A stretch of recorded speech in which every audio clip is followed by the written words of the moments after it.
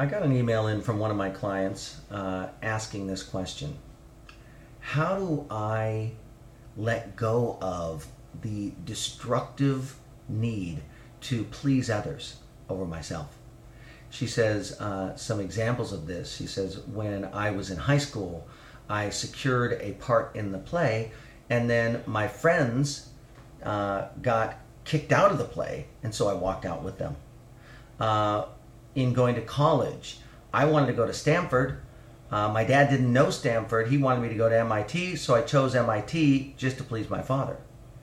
She said also, in work, I choose jobs that are not very lucrative because it's easy for me to be overqualified and liked as a consequence. And then she said, I rented this house because my mom thought that would be the good place for me to rent.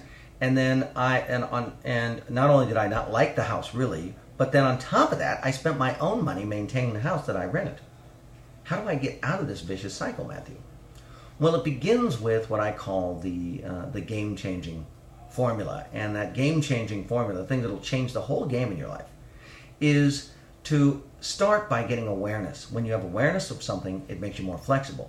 Flexibility leads to new options, and new options give you power. So what I would say to this client is begin to notice that there is some hidden benefit or value that you are trying to gain out of making these choices and decisions. And I would imagine that that hidden value, that thing that you're trying to gain, is manipulating others into believing that they should like you. I'd like you to consider that you have a mistaken understanding that people don't like you, that you don't fit in. And I'd like you to just begin to look at this little thought. What has it cost you accidentally believing that you don't fit in? Accidentally thinking that people don't like you? What has been the negative consequence of this throughout your entire life? I want you to look into your, when you were 5 to 10, then in your teens, then in your 20s and 30s and 40s and so on. What does it cost you accidentally believing that you don't fit in, that people don't like you, la la la la la, because none of it's the truth.